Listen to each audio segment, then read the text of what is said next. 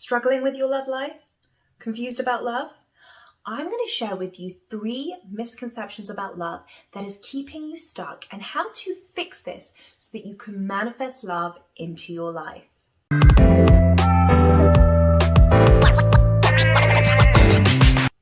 Hi Love Bug, this is Priya, your Love Plus Manifestation Coach. And today, these 3 shifts that I'm going to be sharing with you change the trajectory of my love life literally 180 degrees. I went from 10 years of attracting men who were not ready to commit to having an array of eligible bachelors chasing me to manifesting my husband. Now, whether you are single or you are somebody who is currently in a relationship, these principles are universal and will help you to become a love magnet for what you want.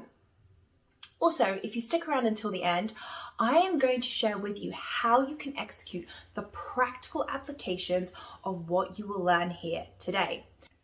So let's get started. Now, before I share these 3 shifts with you, it's first important to understand that so many people have unconscious vibrational habits that causes them or causes their vibration to deviate away from the frequency of love. And so it's so important to shine a conscious light on these unconscious vibrational habits, which is what we're going to be doing here today, so that we have an opportunity to shift them and to change them. So let's have a look at misconception number 1. Love is about sacrifice. Now, this could not be further from the truth. Love is not about sacrifice. And here's what happens when you believe that love is about sacrifice. You feel depleted, you feel irritated, you feel regret, you feel miserable, okay? Simply put, you just don't feel good. And the reason for that is because your soul did not incarnate onto this earth to sacrifice its preferences. You did not come here to sacrifice your personal preferences. And the reason why so many people fall into this trap is because there is this limiting belief going on in the background that says, if I want to have this thing that I really want, then I need to give up this other thing that I really want, okay? So in other words, people believe that they can't have it all. And this just simply isn't true. You get to have everything that your soul desires, every single personal preference. Your only job is to become an energetic match to it. But what trips a lot of people up is that they will be observing their current reality. Oh, well, my partner wants this and I want something else. How can it work? Or, if I want to manifest a relationship, then I need to be more like this and less like this. Again, sacrificing aspects of yourself. And so people get trapped in their analytical mind, okay? And here's the thing, your analytical mind was never designed to work out the how things are going to come to fruition. Your analytical mind was designed to discern your personal preferences. And then it's the job of the universe to arrange all the cooperative components on your behalf to make it happen. And here is the truth of the matter. You have no idea how the universe can accommodate what you desire, what your partner desires, to satisfy both of your personal preferences whilst still being together. And so the idea is you want to trust in your divinity. You want to trust in this infinite intelligence, okay, to bring everything together without you having to sacrifice a single aspect of yourself, or without you having to sacrifice your personal preferences. So, you are now aware that love is not about sacrifice, and that if you believe this, what's happening is that you are lowering your vibration and you are deviating away from the frequency of love. So you're not an energetic match to the vibration of love.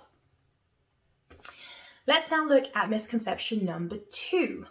Love is about giving. Now, this is a really big one for a lot of people, okay? And let me just start by asking you this question. When you are giving, where are you giving from? Are you giving from a space of expecting something in return? From needing validation, from seeking approval? Or are you giving from feeling so whole and complete? Because what happens with so many people, including myself once upon a time, is that I would be giving from a space of lack. I would be giving from a space of needing something in return. And so what ended up happening is that I ended up over giving, right? Because I felt that if I wanted to be loved, I needed to give, and give, because love is about giving. And the truth of the matter is, okay, when you are really giving from an authentic place, this is what it means. It means that you had taken the time to fill yourself up with the cup of love so that you are feeling so fulfilled. And from there, as you move forward and you are giving to your partner, or you are giving to your lover, or you're giving to whoever it is that you're giving for the pleasure of it. You're giving for the joy of it without expecting anything in return.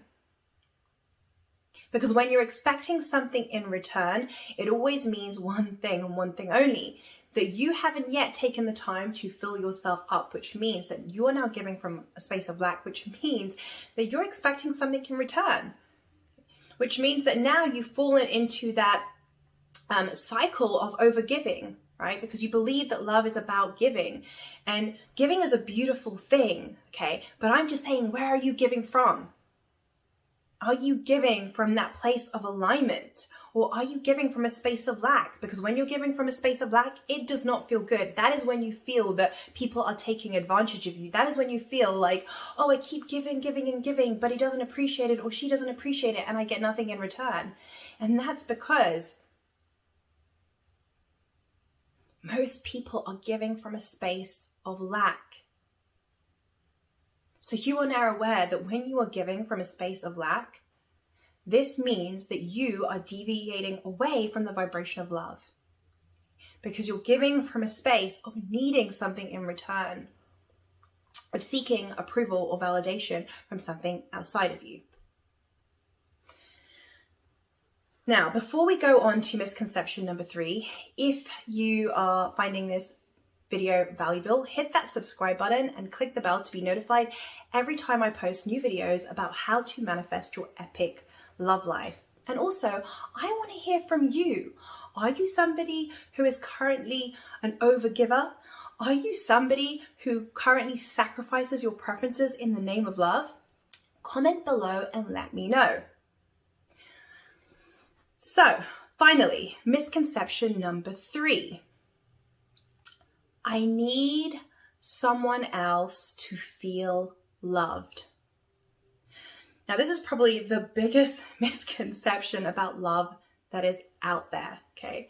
So many people believe that love is about being with somebody else, and that the only way that they can feel loved is if there is somebody else in their life.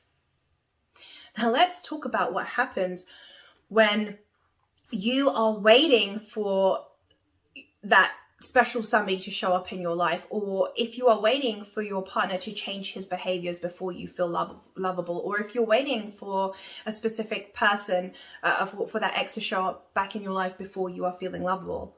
Well, what happens is you become a victim to your circumstances.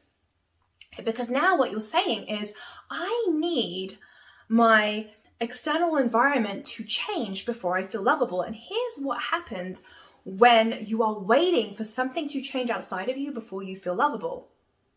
You'll be waiting forever, okay? You will be waiting forever, because your reality is a reflection of your internal state of being. Everything is a mirror of what is going on vibrationally within you. And an example of this is you could be in a relationship right now, but feeling like your partner doesn't love you, but feeling that you're not lovable. And that's because love has nothing to do with somebody else, okay? Love is a visceral feeling that is happening within you. And when you make love contingent upon your partner changing his or her behavior, or waiting for that lover to show up, it's a trap. Now you're in this kind of tailspin, because Your reality is mirroring back to you what's going on energetically inside of you. So when you don't feel lovable, you're going to manifest things into your experience to mirror back to you that you don't feel lovable. And so the key is to change your internal state of being, change the way that you feel about yourself from the inside out, so that your external reality can reflect your new energetic state of being, one that says, I am lovable right now. I am lovable no matter what. Now you might be wondering, okay, Priya, this sounds great. Like, I want to feel lovable right now. How is it that I can begin to feel lovable right now, no matter what? Well, the answer to this is simple. It's about getting into the energy of wholeness. Now, the energy of wholeness says, I am lovable no matter what, I am worthy no matter what, and I am good enough no matter what. In other words, when you are in the energy of wholeness, you feel so whole and complete from the inside out that you don't need a single thing to change outside of you in order for you to feel a certain way. Okay, you're just feeling so blissed out. Now, what I can say is that when you are in this state of consciousness and you open the door from that state of consciousness and you begin to focus on, the improved relationship that you want, or a specific person, or manifesting your soulmate, things will happen immediately. I kid you not, things will manifest into your reality immediately, because that is the highest frequency or vibration that you can be dwelling at, okay? One that says, I feel so whole and complete and I'm so aligned with my higher self and all that is, and infinite intelligence. So now you might be wondering, well, okay, how do I get into the energy of wholeness? Well, we're going to get into that in just a second. But before we do, let's recap everything that you are now aware of. You are now aware that love is not about sacrifice. You are also aware that love is not about overgiving. You are also aware that love is not contingent upon somebody else or something outside of you. Now, if you want to learn how to get into the energy of wholeness, okay, so that you can execute the practical applications of what you have learned here today, click the link below in the description box to get access to my free masterclass called 6 Steps to Manifest Your Soulmate Relationship, where I show you step by step exactly how to do this. Thanks for watching this video on how to manifest love.